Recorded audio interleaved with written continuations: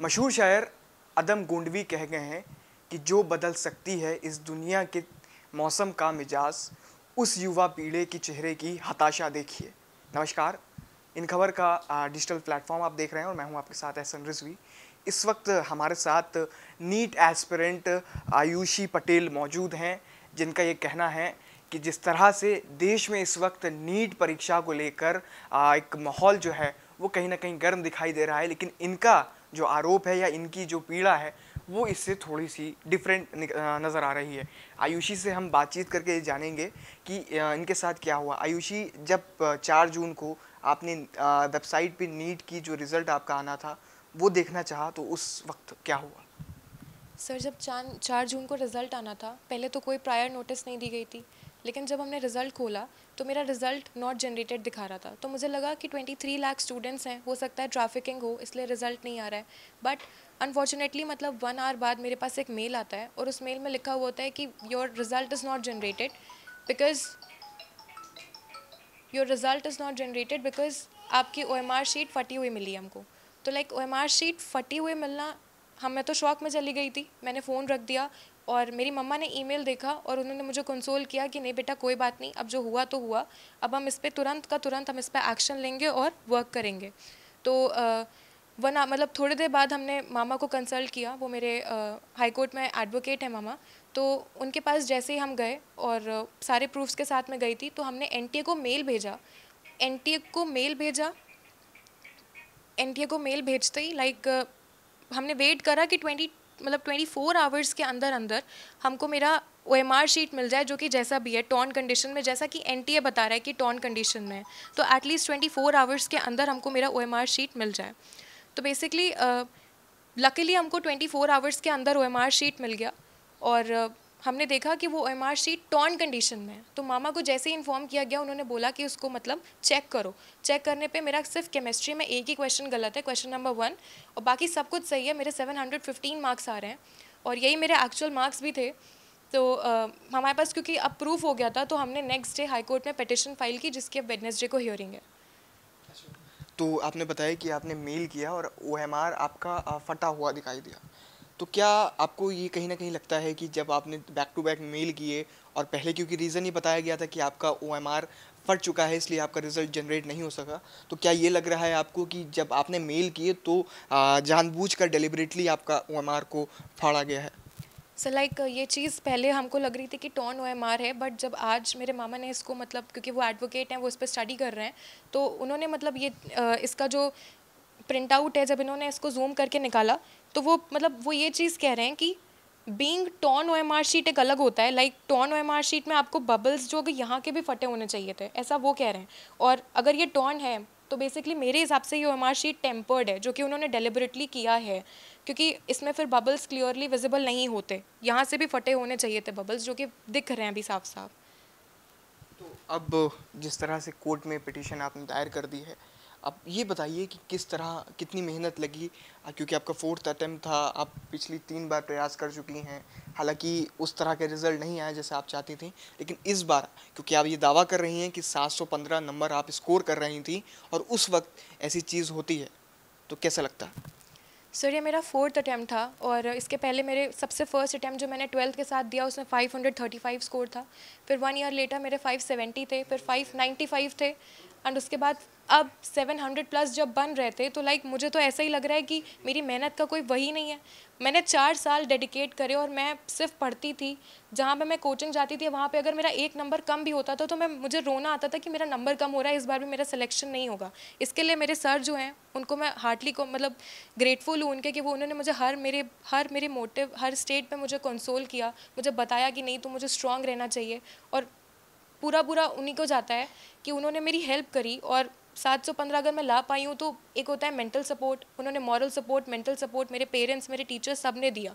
तो अब जब मुझे मिल रहा था, तो मुझे ऐसा लग रहा है गवर्नमेंट ने मुझसे मेरा चांस छीन लिया टू गेट एम्स, जिसकी मैं हकदार थी, और उन लोगों को दिया जिसको मतलब जिनकी पर्सनालिटी आउटलुक देख करके भी नहीं लग रहा है कि वो डॉक्टर, मतलब फ्यूचर डॉक्टर तो छोड़िए, वो टॉपर कहलाने के लायक है।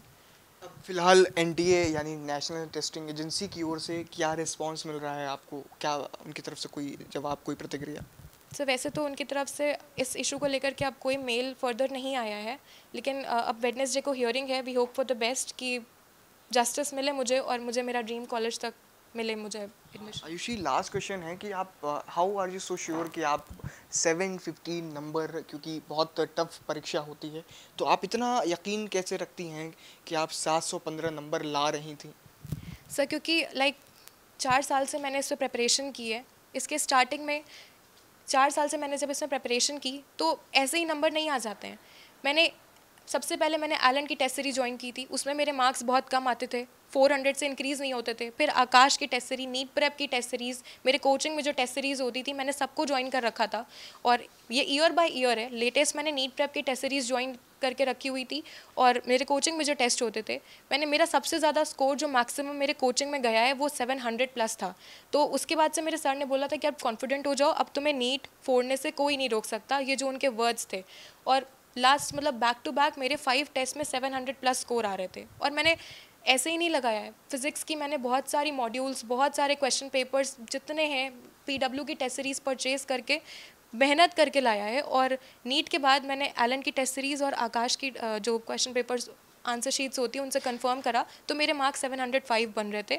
लास्ट में 715 जो चैलेंजिंग आंसर की होता है, फाइनल आंसर की, उसमें फिजिक्स का एक बोनस और बायोलॉजी में मिला था, तो उसके 715 मार्क्स आ रहे हैं। आयुषी, क्या लग रहा है, ऑब्जर्वेशन क्या कहता है आपका कि क्या अब ये धांधली हुई है, पूरा जो सिस्टम है, जिस तरह से आपने बोला कि 67 जो टॉपर्स हैं वो हो ही नहीं सकते, इम्पॉसिबल है, तो क्या लगता है कि धांधली हुई है इस पूरी एग्जामिनेशन में? सर मुझे तो लगता है कि बिल्कुल मतलब धांधली हुई है, लेकिन मेरे साथ तो इन्होंने जो स्कैम किया है वो एक नेक्स्ट लेवल स्कैम है।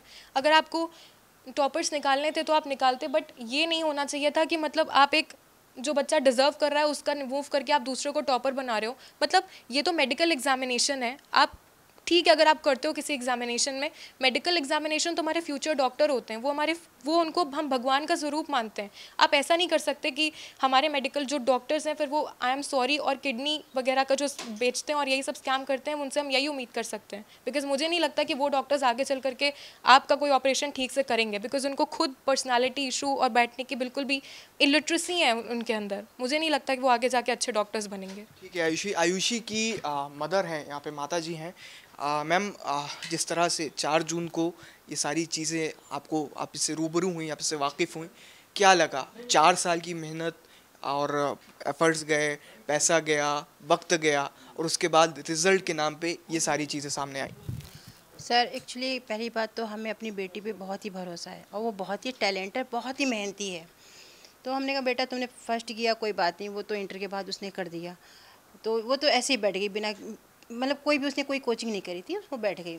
फिर दूसरा था, फिर तीसरा था, तीसरे में ये मतलब ये बहुत ही हताश हो गई, कहने लगी मम्मा अब हम नहीं कर पाएंगे, अब हम नहीं कर पाएंगे, मेरा टाइम ख़राब हो रहा है।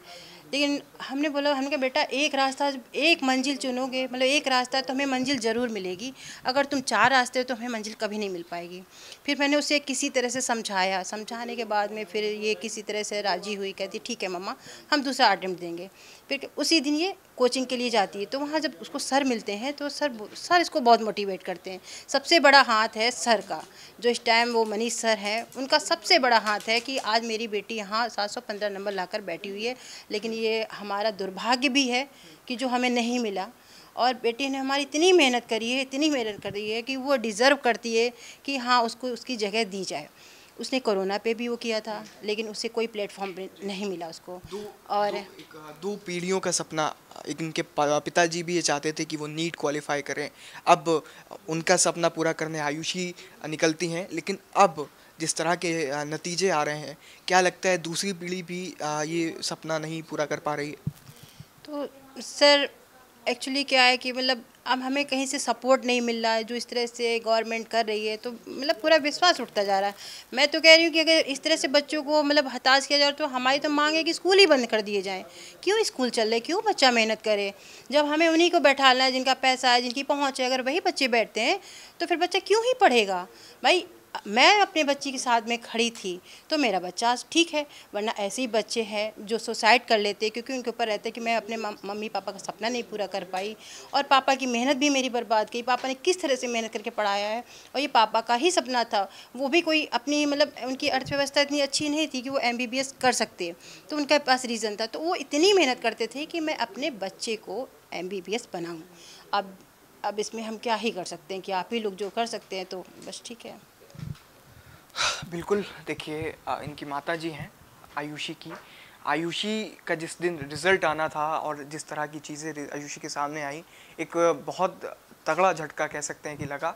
और उसके बाद आयुष की माताजी वो के व्यक्ति हैं जिन्होंने बैक सपोर्ट किया, रीढ़ की हड्डी की भूमिका निभाई और डिप्रेशन जैसी चीज़ों से बाहर निकाला और होप संभाला। तो फिलहाल नीट परीक्षा को लेकर पूरी देश में हाय हुल्ला मचा हुआ है और लखनऊ का ये इंसिडेंट है जो कि अब कोर्ट में विचाराधीन है और बुधवार को इसकी सुनवाई होगी। लखनऊ से वीडियो जर्नलिस्ट दीपक के साथ ITV के लिए एहसन रिजवी।